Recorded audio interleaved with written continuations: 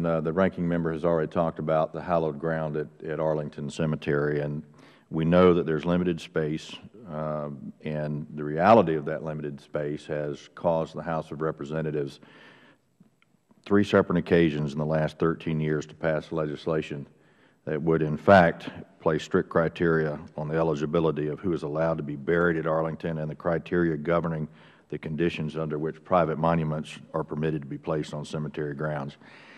The House's motive in passing those criteria for private monuments was simple. Only the most important events and individuals should be eternally honored, and the standards for approving private monuments must be objective, transparent, and consistently applied. The 3 times the bills came before the House, they passed 412 to 0, 428 to 2, and in 02 by a voice vote. My bill now incorporated, I guess, have you done a substitute yet?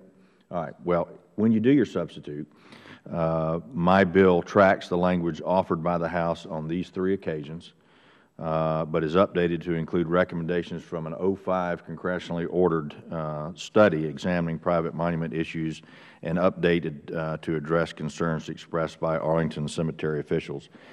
The bill would require the Secretary of the Army to adhere to the following criteria before any placement may be made or approved of a monument for placement.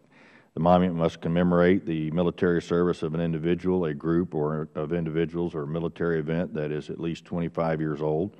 The monument must be placed in sections of Arlington designated by the Secretary of the Army for that purpose and only on land that is not suitable for burial. The monument construction and placement must be funded by a non-governmental entity using funds from private sources, and the Secretary of the Army must consult with the Commission on Fine Arts before approving the monument design, and the sponsoring entity must issue a study on the suitability and availability of other sites outside of Arlington where the monument could be placed. The bill does include the ability of the Secretary of the Army to waive the 25-year rule in the event a monument proposes to commemorate a group of individuals who have, in fact, made valuable contributions to the armed forces and provided service of such character that it would present and manifest injustice if approval of the monument was not permitted. Finally, my bill would require the Secretary of the Army to notify Congress of any decision to approve a monument along with the stated rationale before a monument may be placed. And here's where I think there's a little bit of a concern from the minority member, ranking member. Congress would have 60 days to review the decision and, if it chooses, pass a disapproval resolution in order to halt the monument from going forward, or if the Congress takes no action, the monument would be deemed approved after the 60-day period lapses. This ensures a rigorous standard for monument placement going forward and includes a safety valve to permit Congress to stop the placement of a monument if it so chooses.